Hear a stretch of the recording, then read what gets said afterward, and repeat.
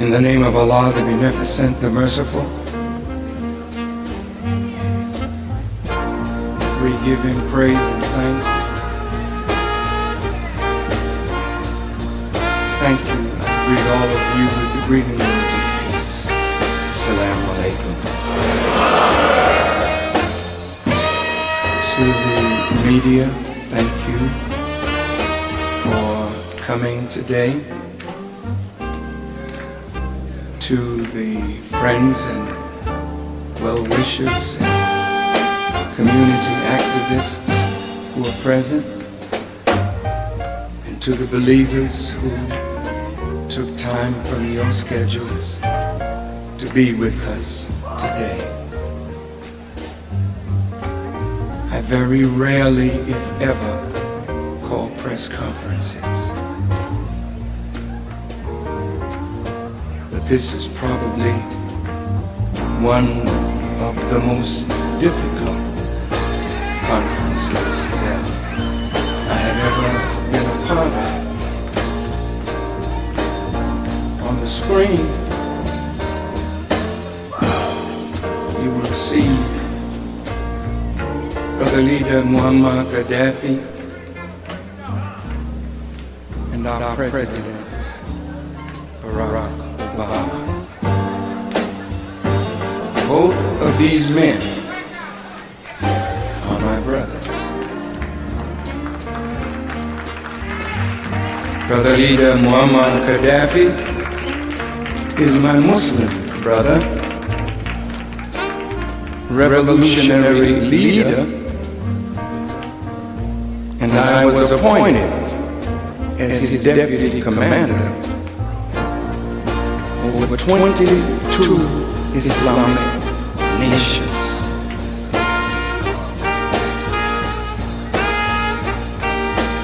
He has been a friend of the nation of Islam.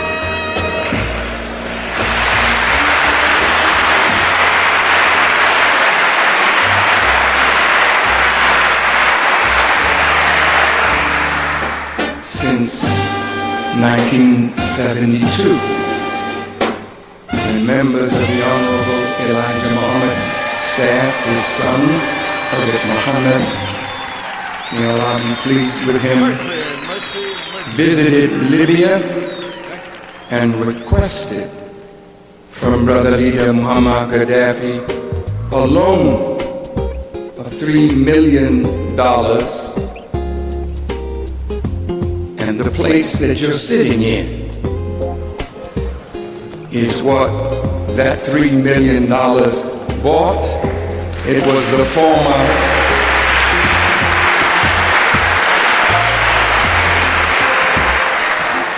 the former Greek Orthodox Church. The Honorable Elijah Muhammad transformed this building into a national center for the re-education and retraining of black men and women in America, the Caribbean, and throughout the world. Every month, $75,000 was brought to Libya to pay back the loan. And I believe the $3 million was paid in full. The government of the United States of America did not appreciate that Muammar Gaddafi would loan Elijah Muhammad and the Nation of Islam money. So a memo was sent to Al Hague by John Dean requesting that they investigate this loan, while at the same time American companies were doing business in Libya with no question.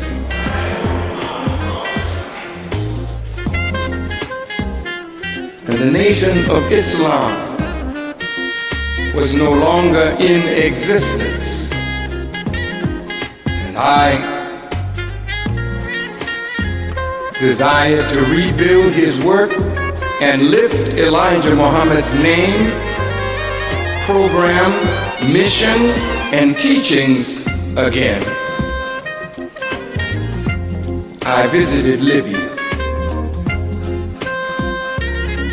and when we had a program called People Organized and Working for Economic Rebirth,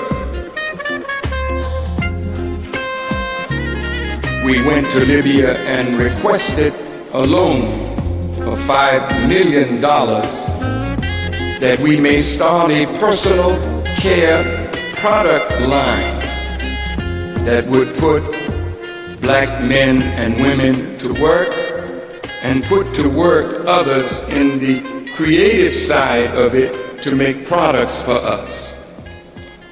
The person that was to make the products was Mr.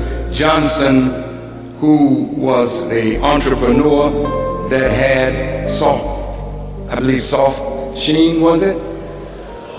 Ultra Sheen, thank you. We took the money and we placed it in Independence Bank under the stewardship of a black president and a black chairman of the board.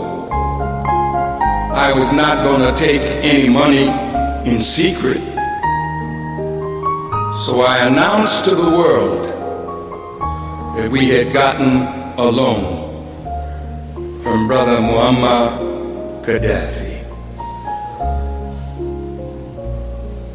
During the time of our trying to put personal care products on the line, Mr. Johnson informed me that he could not make the products anymore because he was threatened by certain members of the Jewish community that if he did anything for Farrakhan, they would stop the circulation and distribution of his own products. So brother declined, and we had to search around for others who would do that for us. A little later on, President Sheely was president of Independence Bank, and Mr. Johnson visited me at the Final Call building and asked me to take the money out of their bank. Such is the state of black giants that are midgets when it comes to comparing them with the power of the enemy.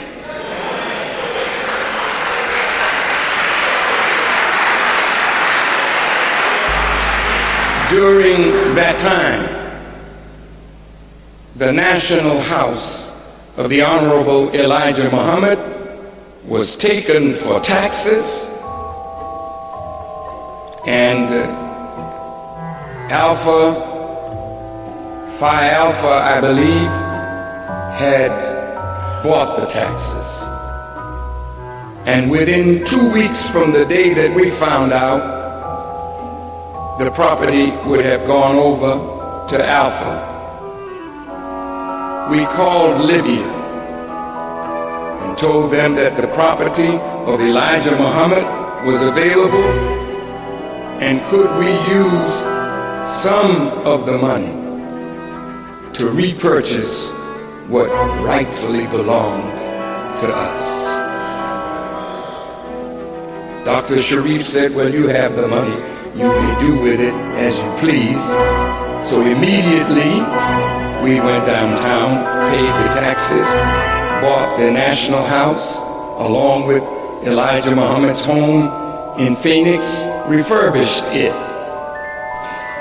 as the national home of whoever would be in leadership of the Nation of Islam. It is not the personal property of Louis Farrakhan. Every square inch of it belongs to every member of the Nation of Islam, past and present.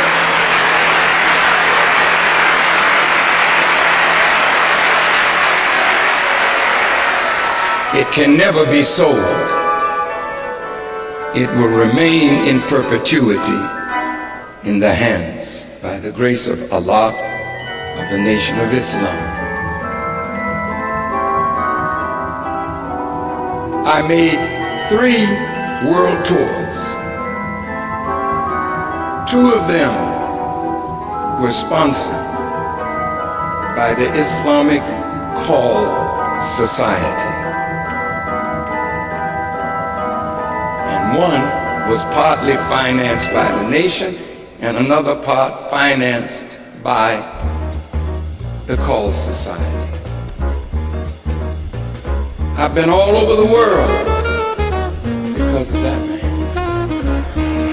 Wait a minute. I've spoken to heads of state and government in over 53 countries. And I have been honored and respected by them as a head of state.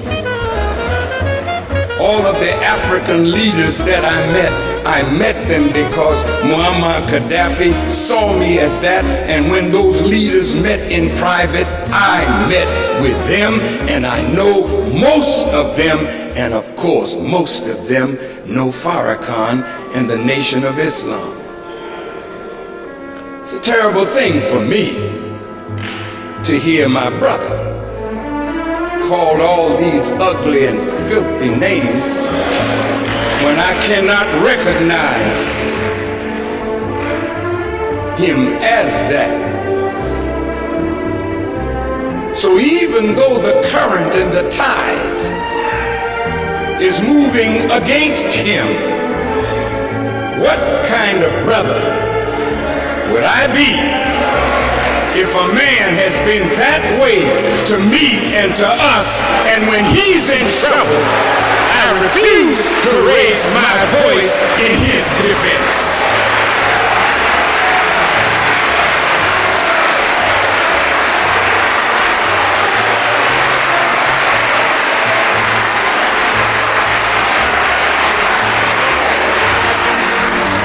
He has done less for me and the nation than you have done. The reason I can give money and support causes is because of the charity of the believers. So if I will not bow down or back down from a man who gave so little, then why would I back down from those who have given so much?